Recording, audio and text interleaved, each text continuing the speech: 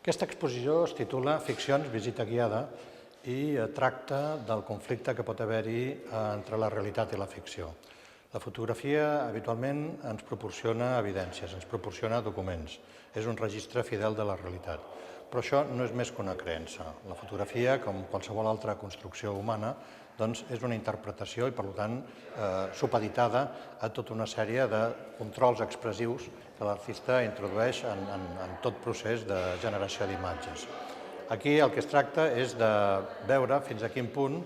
el pas de la ficció a la realitat i de la realitat a la ficció es produeix d'una manera amb un contínuum més o menys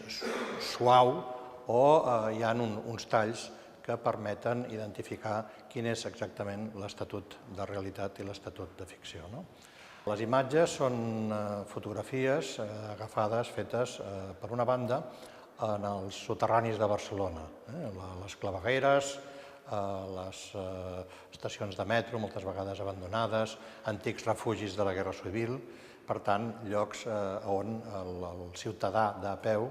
hi ha tingut habitualment poc accés i li resulten paratges bastant sorprenents, misteriosos, a vegades sòrdids. I aquestes fotografies es confronten amb altres imatges que vaig fer a finals dels anys 70 i començaments dels 80, sobretot de la zona industrial de Barcelona, de la zona franca, de paisatges dominats pels hangars, paratges descampats, zones, el que en diríem wasteland, el terrain vague dels francesos. Normalment també amb unes il·luminacions nocturnes o de crepusculars que donen a la visió una certa sensació d'escenografia.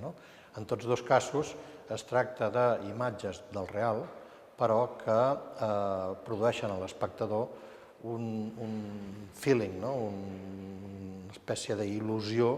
que estem davant d'un decorat de cinema, un decorat de film noir o de pel·lícula policiaca, de misteri, on poden passar moltes coses. Aleshores, el tema, la idea és provocar primer un salt cronològic entre unes imatges i l'altres perquè es vegi com, malgrat l'evolució de mitjans, de procediments tecnològics, es manté constant un cert concepte, una certa mirada sobre aquest realisme escenogràfic i, per altra banda, mostrar fins a quin punt l'imatge, en tant que simulacre, en tant que representació il·lusòria, confronta l'espectador amb aquest dubte sobre el que és una transcripció literal de la realitat o una mera fabulació.